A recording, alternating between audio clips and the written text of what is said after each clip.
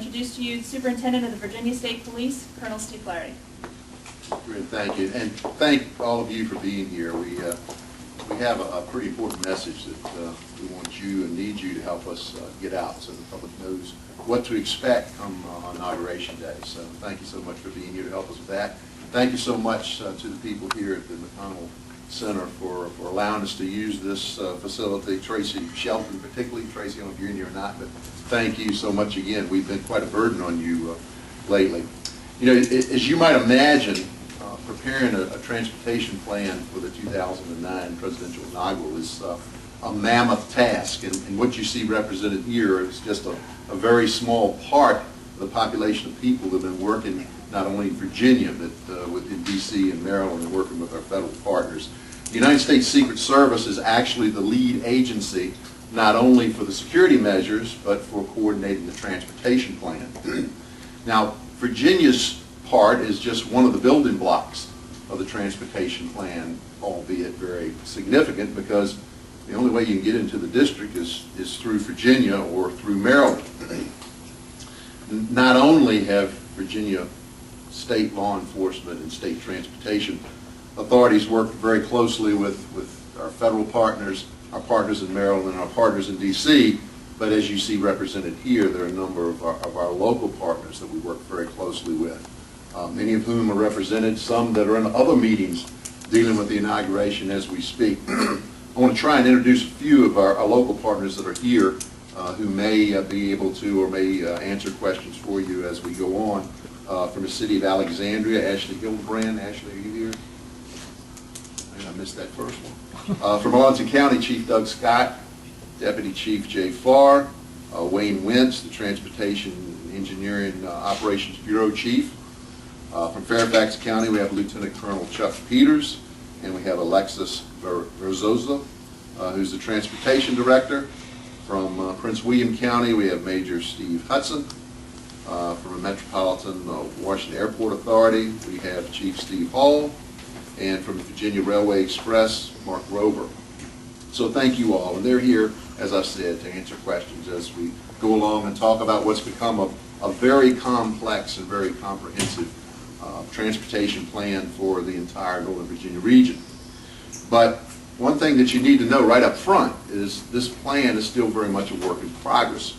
And while a lot of what we're going to talk about here in just a few minutes is etched in stone, there's still a lot of questions that we're trying to answer and a lot that we're trying to build into the plan. There are a lot of pieces at the federal, state, and local level that have to be worked out, and people are working very hard in order to complete and coordinate those final plans. And we'll be really right up until the 20th when we start implementing Virginia's traffic plan. So we will be back to you either through press releases or maybe in other press conferences as need may be to keep you informed about other pieces, parts of the plan that will affect you. We're going into as much of detailed information as we can today so that you'll be educated about what to expect and what we have concerning the Virginia traffic plan.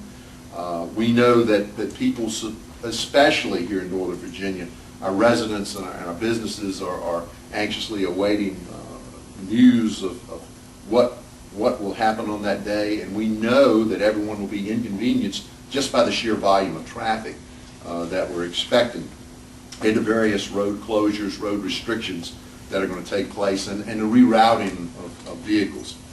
That's why we think it's very important to get the information out to residents and employers right now so that everyone can begin making plans if they haven't already for alternate routes and alternate schedules and alternate transportation and so on and so forth. For those that are planning to attend the inaugural events, we want everyone to have very realistic expectations. Know that there is probably going to be a lot of traffic.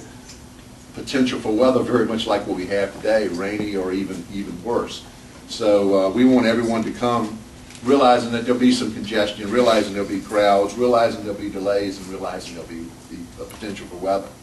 So now let me move on with the details of the Virginia inaugural traffic plan. Now you have these details in your packet along with some other information that will be helpful to you.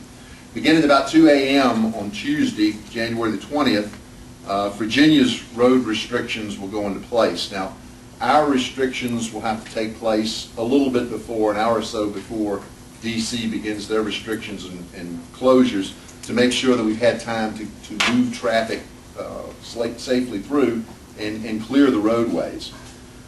First and foremost, people need to understand that no personal vehicles are going to be able to get into the district from Virginia.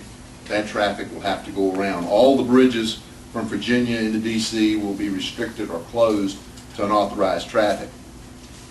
The district is only allowing personal cars, SUVs, etc. In from the Maryland side. Those living in Virginia and needing to get to work are having some business that they have to conduct on that day. If they plan to drive, will have to drive around to the Maryland side. Otherwise, we certainly encourage people to take advantage of public transportation as much as possible, the Metro Rail or the Virginia Railway Express. Interstate 95, all northbound I-95 traffic will be diverted at Springfield Interchange.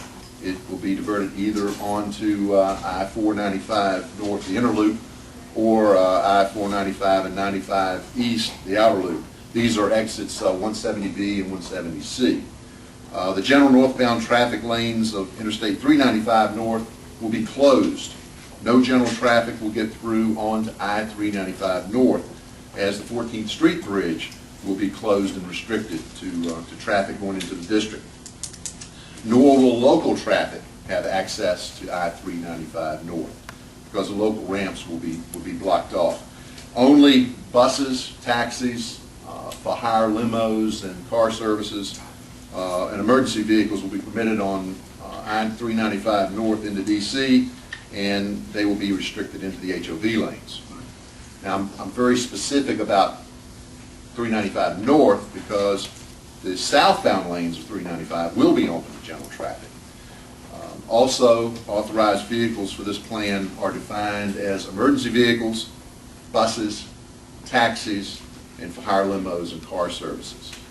On Interstate 66, eastbound I-66 traffic will be diverted at I-495 as well, and drivers will have the option of going north or south there at I-495. I-66 east of 495 will be closed to general traffic and local traffic, and just like 395 north, it'll be restricted due to the Roosevelt Bridge being closed. Only buses, taxis, emergency vehicles, etc. will be permitted onto I-66 east within the Beltway, and they'll be restricted in the HOV lanes. All lanes of I-66 east inside the Beltway will remain closed to all but authorized traffic. The Dulles Toll Road access onto I-66 eastbound into Washington will also be restricted. Dulles Toll Road traffic will be diverted at I-495 as well. Again, only authorized vehicles, as I've previously described to you, will be allowed on I-66 inside the Beltway. The Memorial Bridge and Chain Bridge will be open only to pedestrian traffic. No vehicles will be permitted on either of those bridges. In addition, the Key Bridge will be closed to general and local traffic. Only authorized vehicles will be allowed to cross there. And possibly Chief Scott or Deputy Chief Farr may be able to speak to that a little bit more later. In regards to the closures on I-395 north and I-66 east inside the Beltway, these are really being done in the best interest of motorists and best interest of the local jurisdictions. Even if traffic were allowed through on 395 and 66 when they get into the district, there's nowhere for them to go. And what we don't want to happen is traffic coming to a stop, people getting out of their cars. It gives us a very dangerous situation and would be completely impractical when we try to return traffic to a normal flow later in the day. To push traffic off of 395 and 66 into the localities is not a workable scenario as well, because it would very easily overwhelm and back up the traffic there. So, in addition, and most importantly, I guess, if something's to happen in the district during the inaugural ceremony and we need to get additional resources in, or we need to get people out, it gives us some avenue in order to do that. So these are the reasons that these rather tough decisions have been made, and they were made by people participating from the jurisdictions that you see here, as well as the others that I've mentioned. And clearly, I think now you can see that the access to D.C. from Virginia is going to be significantly restricted. And it's worth repeating that no personal vehicles will be able to cross into the district from Virginia. Folks have got to make alternate plans, and we need to start making those plans right now. As you know, Northern Virginia has a great deal of traffic on a good day.